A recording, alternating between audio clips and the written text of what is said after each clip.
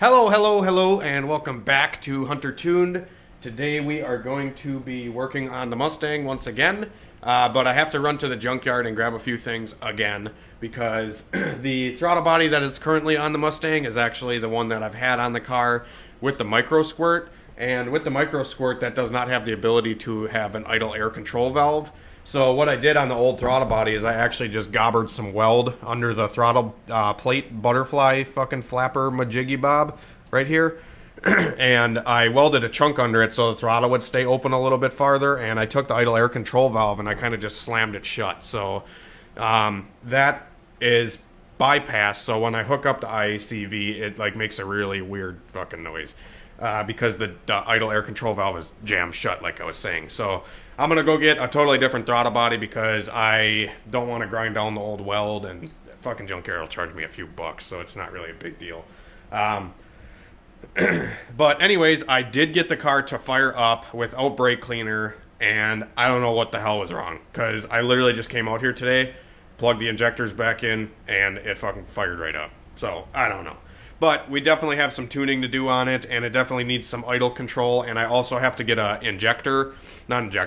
alternator clip plug-in thingamabob from the junkyard too, because I have no idea where mine went. And then I'm going to get a resistor and show you guys kind of how to excite the alternator to get it to charge. Hopefully this alternator is still good, but I'm going to go get a resistor, some things at the junkyard, and we'll pick right back up. Alright guys, so we are back from the junkyard. I didn't end up filming anything when we were there. Kind of was in a rush and stuff, so... but anyways, I did go to the junkyard, and I picked up a throttle body. This is just the same thing that I had, just, you know, has a working idle air and whatnot. So I'm going to try to maybe just clean this thing out a little bit. Spray some brake cleaner in it, and we will get to throwing this on. But in the meantime, I also went to a local electronics store and I picked up some resistors. So I have to wire a resistor into the signal wire of the alternator. I did this last year, and I think I used the 470 ohm resistor, 8th watt or something like that. And I actually picked up a set of 100 ohm resistors, 1 watt that they had, because I actually have a buddy that I'm talking to that is kind of guiding me along doing some of this stuff, and he said do the 100 ohm 2 watt resistors, but this place didn't have 2 watt resistors in stock, so I'm going to try the 100 ohm 1 watt resistors, and I'm going to hook up one side of the resistor to the battery, and then I'm going to hook up the other side to my multimeter, and I want to see how much voltage drop I get across the resistor, because the signal wire on the alternator needs to see 8 volts to turn on, but it can't be 12. If it's 12 volts, then it's going to actually overcharge, or it's going to ruin the insides of the alternator. So you need to run a resistor in line with it. There's also other ways you can do this. You can actually send your alternator in, and they can make it a self-exciting alternator, so when it spins, it charges. You don't have to like hook up a power wire to it additional to the one that's going to the battery. But this has always been kind of one of them tricky things that I've never been able to kind of master, and this car's always had kind of really low voltage when I'm like flooring it and shit, so I don't know if this has anything to do with it, but the voltage would constantly kind of bob back and forth. It would never really charge consistently, and I don't know if it's because the resistor that I had was the wrong one. Everybody online tells you to run that 470 ohm resistor, but like I said, I'm just going to try something different here and see if I can get a different outcome. I've tested the alternator, I've changed alternators, and I've always had this freaking voltage issue, so it's kind of annoying, but I want to get it kind of sorted out and make sure that this thing is going to have proper charging voltage all the time, and yeah, that's part of the reason I put a voltage gauge in the car too, so I can kind of keep a better eye on it. And honestly, if it's in the car and I can actually see it dropping on a gauge, it'll drive me more nuts to actually fix it, kind of thing. But yeah, anyways, I'm going to pull these resistors out of the package, and I'm going to hook them up to the battery and see what the outcome is. Okay, so we got the alternator charge wire hooked up. What's this wee shit? You got a mouse in your pocket? Alright, I got the alternator charge wire plugged in there. I went to the junkyard. I also got one of those 4-pin with the single wire coming out of it, and that's how like the 99-202 or something trucks are with the alternator. It has a single wire to excite it, and I got that plug, wired that 100 watt, 100 ohm resistor in there, and I also tested the resistor on the battery, and the battery had 12.8 volts, and after the resistor it had 8.8 volts. So it dropped 4 volts with that resistor, which is perfect, because it just needs to see 8 volts, and if it does, it'll be dialed. So I actually started the car just to see if it would, charge, and we had 13.5 volts on my gauge on the dash. So I think that the alternator is charging, so we should be all good to go. So I actually started moving on, and I cleaned out the throttle body I got from the junkyard with just a little bit of brake cleaner and a rag and some sandpaper. Kind of just went over some of this shit. So yeah, I also took, there's actually a port on the end of this thing, which normally goes to the PCV on the valve cover on the, what is that, passenger side. So there's a hose that normally comes off the throttle body here, and on my last one, I just had a bolt and a hose shoved over it to plug it off. But for this one, I just said screw it, and I gobbed that fucker shut. Oh, yeah. So we just broke out the welder, welded it shut, and yeah, now that hose will never pop off again. So that's a good thing. We won't have a boost leak there anymore if that ever pops off. So next, I'm just going to bolt the throttle body back onto the engine. It's just 3 bolts that hold it on. I got just 10 millimeter. I think they're M6 by 10. Just going to pop this guy back onto here and then bolt it on, get the intercooler pipe back on and the throttle cable, which this is actually just a stock Mustang throttle cable. I don't know if you guys know this, but it's just a stock Mustang throttle cable, and it hooks onto the cruise control portion of the factory LS throttle body. So that works out good for me. And yeah, so we're going to get to it. Peter Patter, let's get at her. Poop skittle. Something diddle. Right. All right, guys. So where did I leave off? We were doing the alternator maybe and putting the throttle body on. Yeah. So okay. So we put the throttle body on. It's all back together. We actually ended up pushing the car outside because we had to clean the garage. It was getting pretty bad in here, and yeah. So can't think straight when there's shit laying all over the place. So I just kind of pushed the car outside. We had a little bonfire. Burned a bunch of garbage, and car's outside now, and we're just kind of cleaning the garage up, getting any of the useless shit out of here, like the frickin' stockpile of wiring from the car and all that kind of stuff, because I would say the car is pretty much finished at this point, just minus tuning and working bugs out and stuff. But for the most part, the hard stuff is all done, and the car's like together, and it's not pissing oil out anywhere, and it's not pissing coolant out anywhere or anything like that. So but anyways, I wanted to throw in the video quick here that a subscriber of mine, Mo, he actually sent over, because in one of the last videos I was doing the Trunnion. Potato, y'all. Trunnion, dude. Potato. So many people said I said that fucker wrong. It said onion, Trunnion, Christian. Okay. Potato. Trunnion. What the fuck ever. But anyways, so while I was doing the Trunnions upgrade, I was using my janky ass needle nose pliers with the grinded down tips to use it as a snap ring pliers, and he's like, hey man, I'm gonna send you something. So he sent me over a Channel Lock branded snap ring pliers. So this thing is super badass, super nice pair of snap ring pliers here. Comes with a bunch of different tips and ends, 90 degree, straights, all different sizes and shapes. And yeah, thank you so much, dude. That is awesome that you sent this over. Yeah, thanks, man. I'm definitely going to be putting this thing to use. I'm putting it in my pliers drawer right now so we don't lose it. And we can use that thing for any of the next projects that we need a snap ring pliers for. But anyways, a lot of people ask me if I have a P.O. box, and I do not.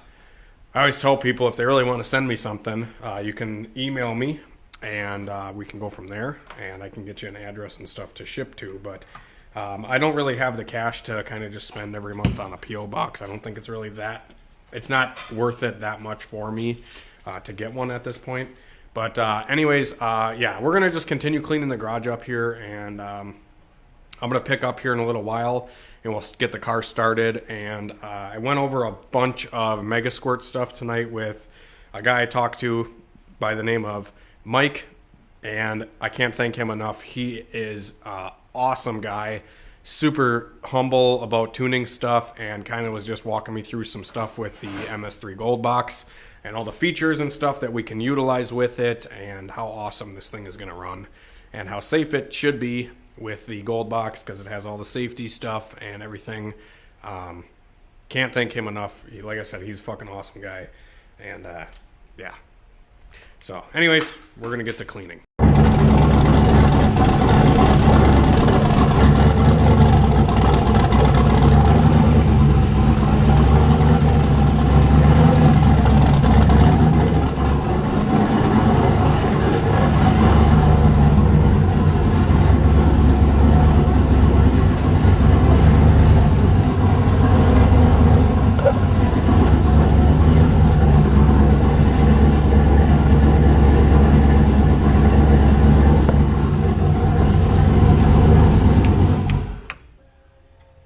Okay, time to open the door. Yeah.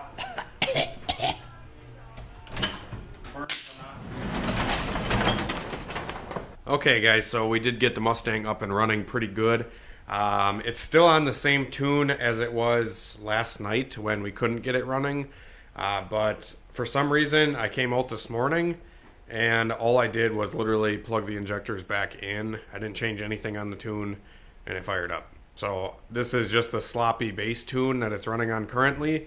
It's definitely needs some tweaking because it's like, when it first fires up, it's alright. It's like 11.5 on the 11.5, 12.5 air fuel, and then once it runs for like a minute, 30 seconds to a minute, it is like almost off the gauge lean, and it's died out a couple times where it won't stay running.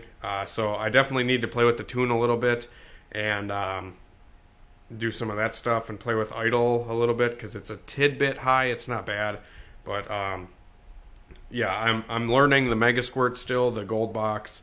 It seems like a super awesome software and something that will pretty much just tune for me, kind of thing.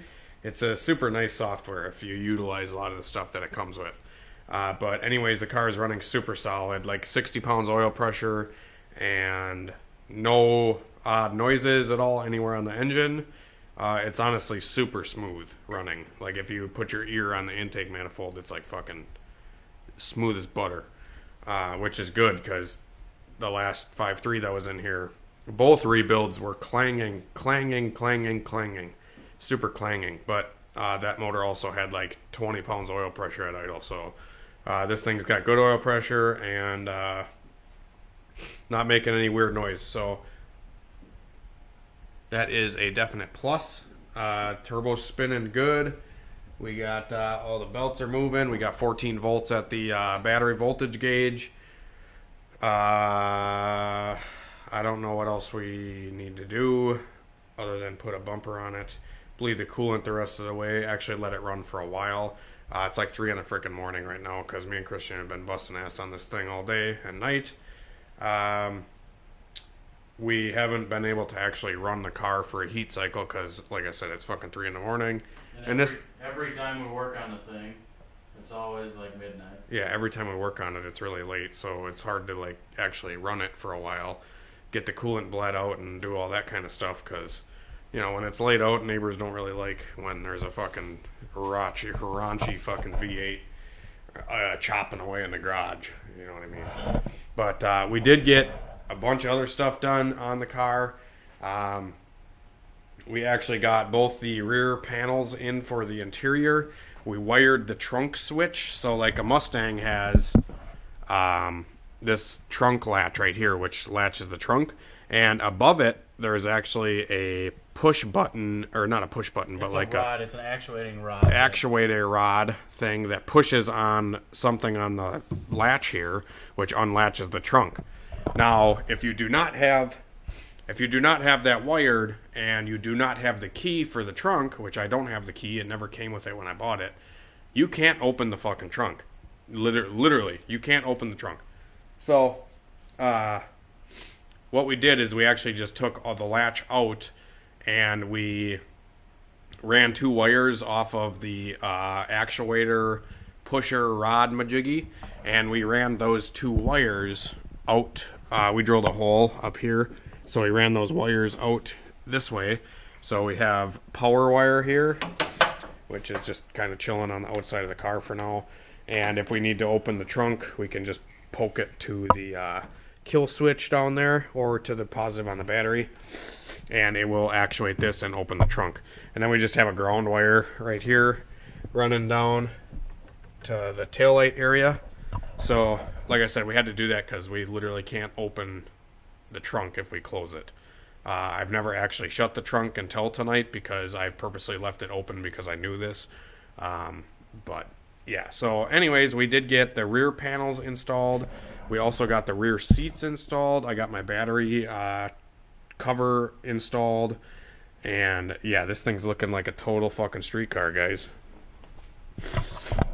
Minus the fact it doesn't have fucking headlights. But we got the seats installed, like I was saying. So we got the front seats installed and the rear seats. So the rear seats are actually fastened down there, and the panels are in. I also cleaned up all the wiring under the dash, so none of the wiring is hanging down anymore. I actually zip tied a lot of it to the roll cage, and then I ran it up, and then I zip tied the rest of the wiring to the harness bar running across the dash. So yeah, coming soon, we're going to be driving the car. I still need to figure out what I'm doing for a windshield because I don't know what I'm doing for a windshield. And yeah, I can't wait to fucking rip on this thing. It's gonna be gnarly. It's gonna be super gnarly. Super fast, super gnarly, super farly. Gnarly sauce. Chris Farley? Chris Farley. And down the river? But anyways, throttle body is on, working good. Idle motor seems to be working because it's maintaining an idle now. And so only a couple things we still need to do, like I was saying, guys, is we just need to bleed the cooling system out and really put the bumper on and a windshield. Wire fan. Oh, we gotta wire the cooling fans, but it's fucking 40 degrees out. It ain't gonna get hot. So we'll be alright without them for now, I think.